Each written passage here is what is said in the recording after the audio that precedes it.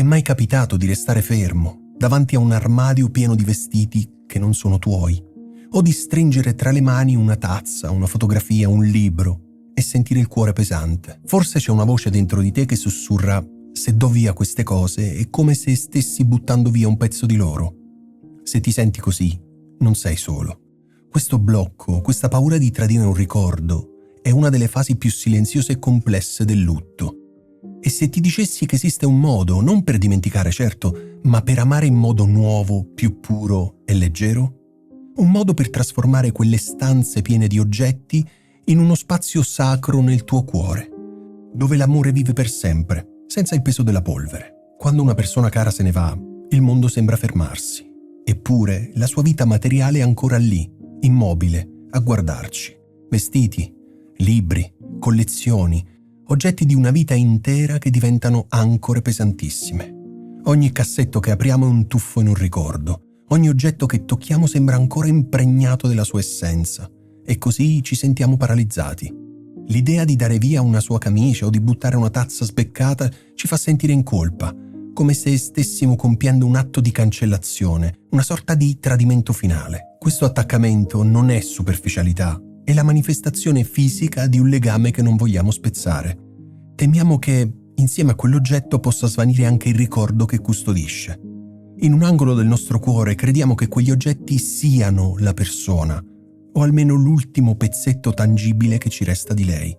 E così le nostre case diventano mausolei pieni di dolore, dove lo spazio per la vita che continua si restringe, soffocato da cose che non servono più a nessuno, ma che sembrano impossibili da lasciare andare. Viviamo in un limbo, custodi di un museo della memoria che invece di onorare chi abbiamo amato, ci impedisce di andare avanti e di guarire. E se il vero tradimento non fosse lasciare andare gli oggetti, ma permettere al dolore legato a essi di soffocare la purezza dell'amore che proviamo? È qui che entrano in gioco due filosofie che sembrano distanti, ma che sono profondamente connesse: il minimalismo e la saggezza buddista. Queste filosofie non ti chiederanno di fare un repulisti freddo e spietato, al contrario, ti offriranno un percorso gentile, un modo per purificare i tuoi ricordi, per separare l'amore dalla materia. Scopriremo insieme che fare spazio nella tua casa non significa creare un vuoto, ma aprire la porta a un amore più leggero, un amore che puoi portare sempre con te, non in una scatola, ma nel cuore.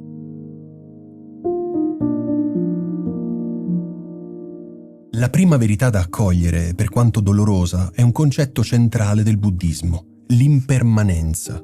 Tutto è un flusso costante, come l'acqua di un fiume. La vita, le gioie, i dolori, ma anche le forme fisiche sono transitorie.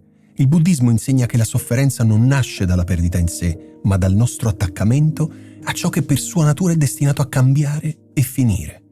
L'attaccamento è descritto come uno dei 3 veleni mentali, proprio perché ci avvelena l'esistenza, incatenandoci all'illusione che le cose possono restare sempre uguali. Quando ci aggrappiamo disperatamente agli oggetti di una persona che non c'è più, stiamo combattendo contro la natura stessa dell'esistenza. Stiamo cercando di fermare il fiume.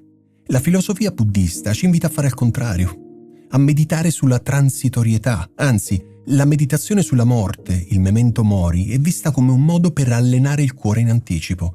Abituarsi all'idea che tutto passa non serve a diventare cinici, ma a liberarsi della paura e a vivere ogni momento con più pienezza e gratitudine. Nel contesto del lutto, questo significa capire che il vero legame non è negli oggetti. L'essenza di chi abbiamo amato, il suo impatto sulla nostra vita, l'amore che ci ha donato, tutto questo continua a vivere dentro di noi. La morte in questa visione non è una fine, ma una transizione naturale. Accettare l'impermanenza degli oggetti è il primo passo per permettere al ricordo di trasformarsi da dolore statico a una presenza viva e spirituale dentro di noi.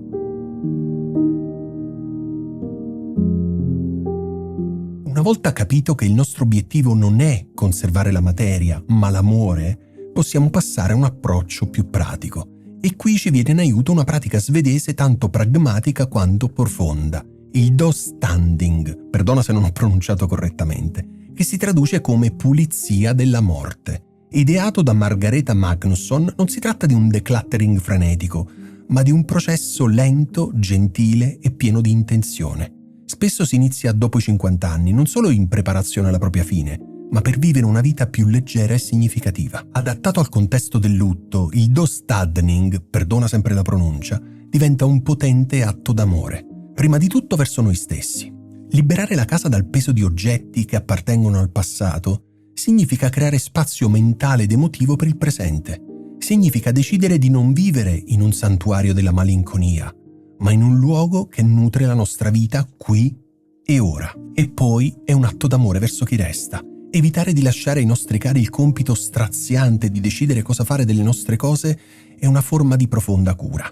Applicando questo principio agli oggetti della persona che abbiamo perso, il processo assume un nuovo significato. Stiamo onorando la loro memoria, assicurandoci che il loro lascito non diventi un fardello per nessuno. Il dostadning risolve quel conflitto che ci tormenta.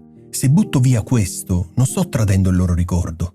La sua risposta è no. Il ricordo non vive in 50 maglioni chiusi in un armadio, ma nella storia che quel singolo maglione preferito può raccontare.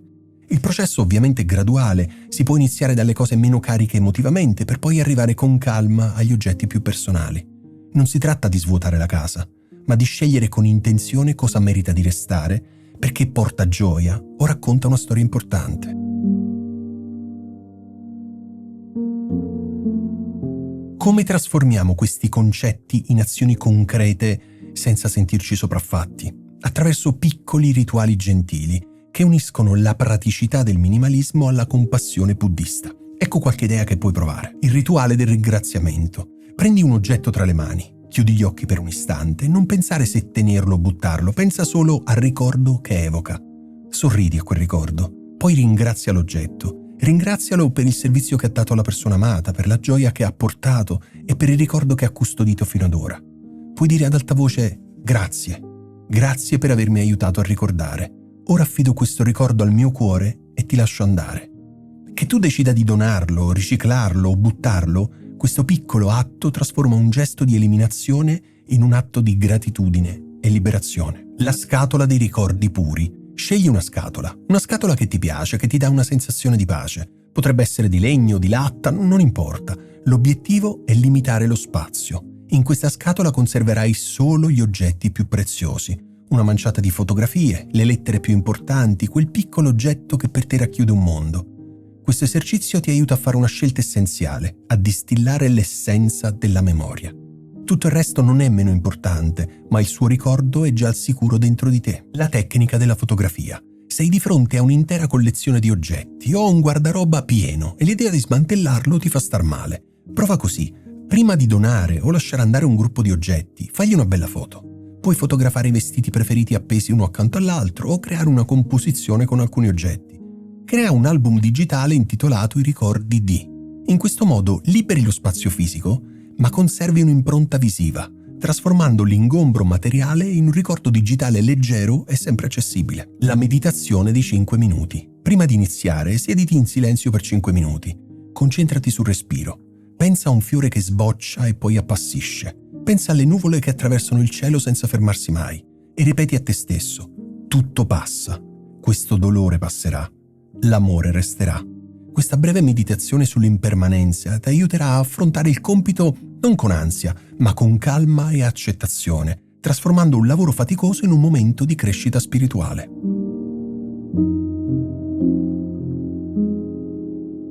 Lasciare andare gli oggetti di una persona cara non significa perderla una seconda volta, anzi, è l'atto finale di purificazione del lutto e scegliere di onorare la loro vita non accumulando polvere su cose inanimate, ma coltivando un amore vivo, puro, leggero. Abbiamo visto che possiamo farlo abbracciando l'idea dell'impermanenza, capendo che l'amore vero non è materiale.